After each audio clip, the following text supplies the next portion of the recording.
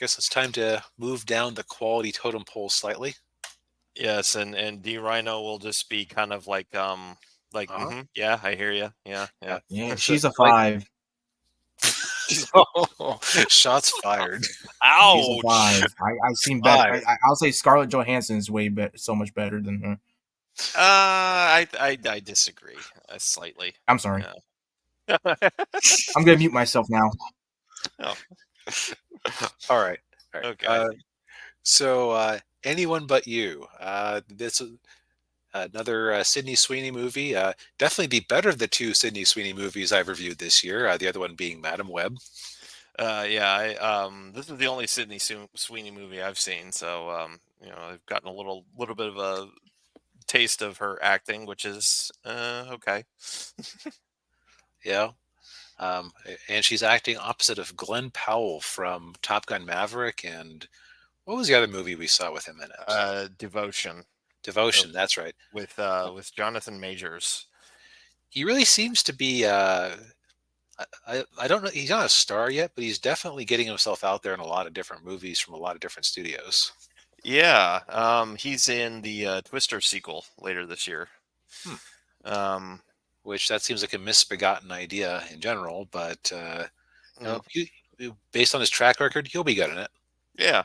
I was going to say that this is the first movie we've seen with him where he isn't playing a fighter pilot. So That's true.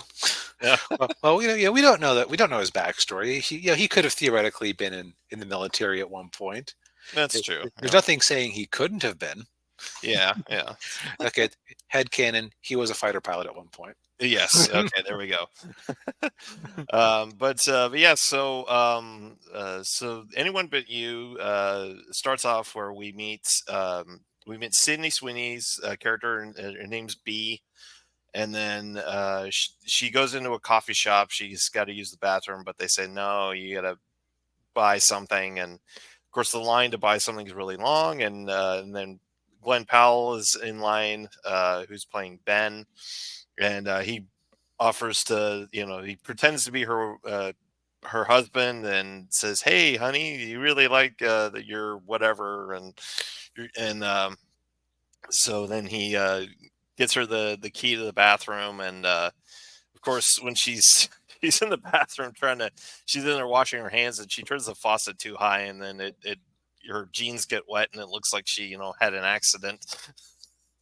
Yeah, that's kind of where we establish some of the tone of this movie, where there is definitely some body humor in both uh, senses: BODY humor and BAWDY humor.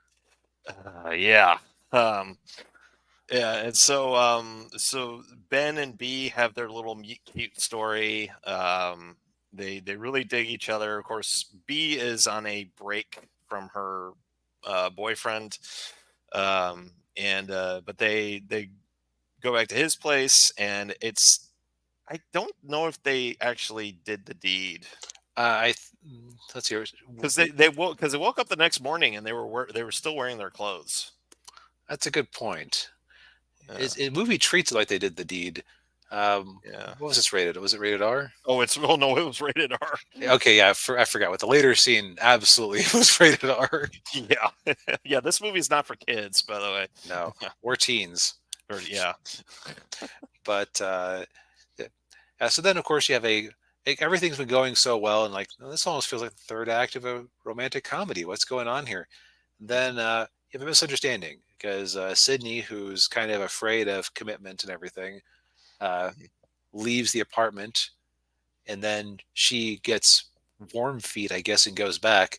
And Ben, feeling a little bit like he was taken advantage of, is talking with his buddy, and she overhears him saying, "Oh yeah, she was nothing," yeah. She was because she he's was just a she was a disaster. Yeah, right. He was just trying to make himself feel better, yeah, but she overheard it and took it personally.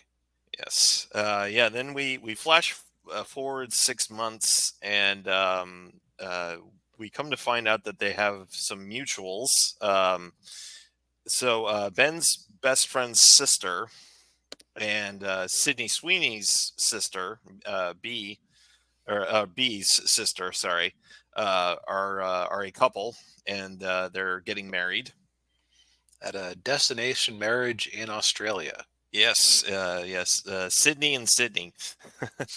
Yeah, and so they all have to go to Australia for so the now we get the real get into the nitty gritty of the humor where they're all staying at this the house of the friend Ben's friends parents, and they are of course it's very clear that they can tell that Ben and B are not getting along. They're constantly sniping at each other, and um, so they're worried that their negativity is going to ruin the whole wedding, and so they uh, they come to they come to the realization that, oh, these two they actually really do like each other, but they're just Mhm.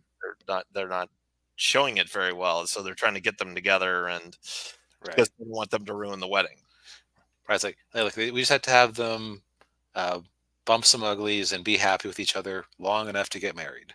Right. And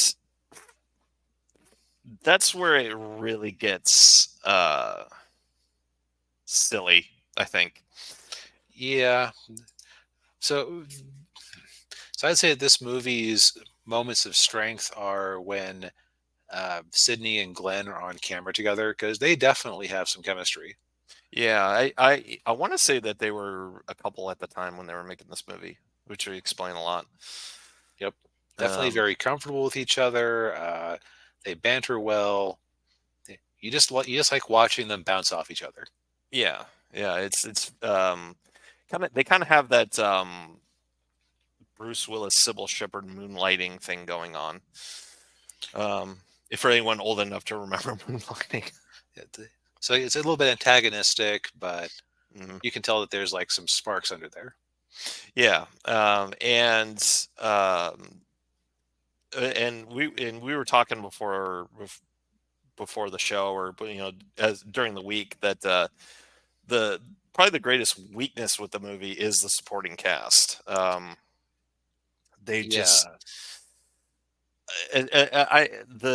the actor who plays Ben's friend was very stilted and wooden, like So his name is Gata, Gata.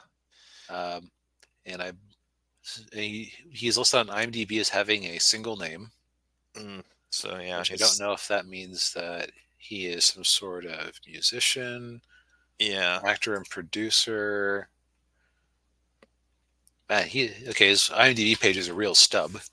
Oh, okay. So yeah, so he's relatively new. And then I got to say that okay, he's an American rapper. Okay, that okay, okay. So he's not an actor by uh not firstly an actor. He's a musician. So best known for himself as the fictionalized version of himself named Daviante Dave Ganter / Gata in the FXX TV series Dave. oh, I've heard of that show.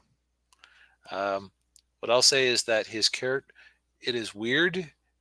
His character is, I actually kind of, okay. So his mother and father, and I'm mixing up characters.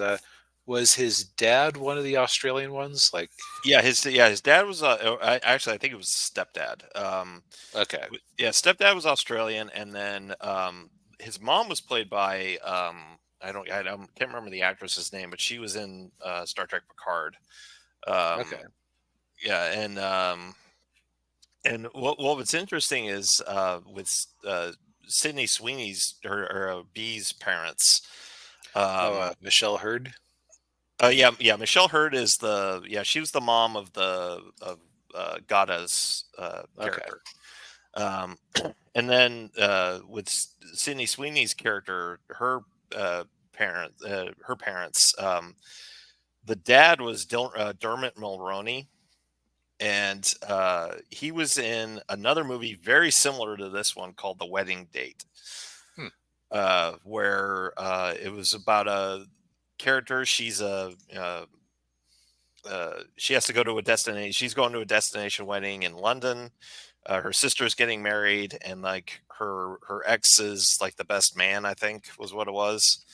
and Dermot Mulroney is a male escort that she hires to be her date to the wedding. Oh, Yeah, so so he was also apparently in Secret Invasion. So this is so bad Marvel related projects are in this movie's DNA, I guess. yeah. um, but yeah, it's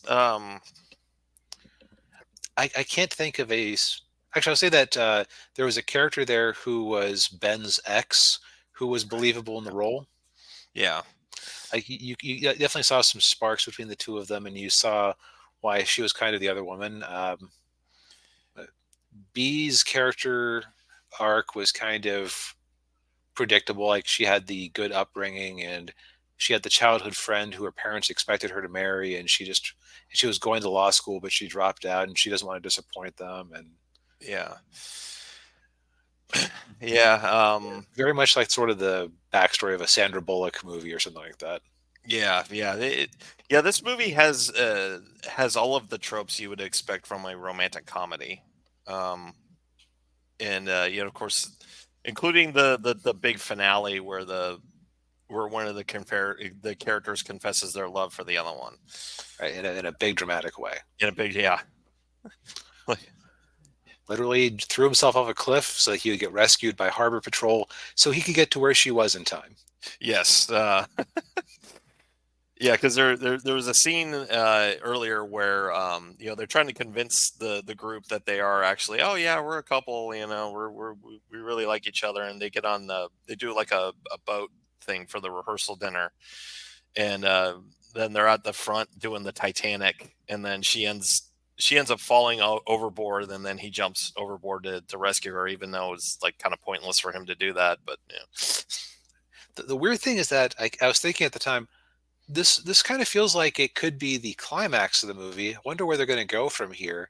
And the answer was, of course, you have a sort of pileup of liar revealed storylines where, he told somebody that she had dropped out of law school, and it was Gata, and he told somebody else, and so her parents found out, and she was upset with him, and uh, yeah, and then they revealed that, oh yeah, we were trying to get you guys to bump uglies so that you would stop right, fighting and keep you from ruining the wedding, and yeah.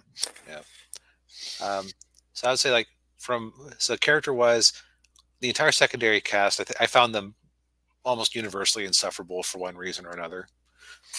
They were at Yeah. least distinct reasons, but Yeah, they were just, I didn't, yeah, they were, I found them very annoying, and the probably the most uncomfortable scene for me was when they're standing at the cliff, and they're pretending like they're really liking each other, and then all the other characters just go over to a tree to stare at a koala. and God is like, don't take a photo, don't take his spirit. Like, oh my God. Yeah. Yeah, just like, by the way, koalas can be mean animals. Yeah. They're the smoothest brained mammals on the planet. And so,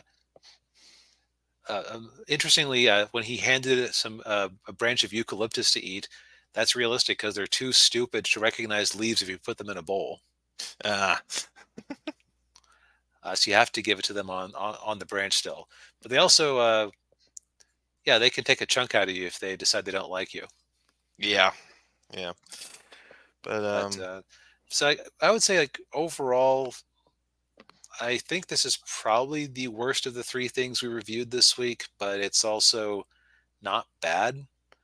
Um, if I have one criticism of it, I didn't necessarily need to see the one character's tackle in that shower scene. no, I didn't either. No.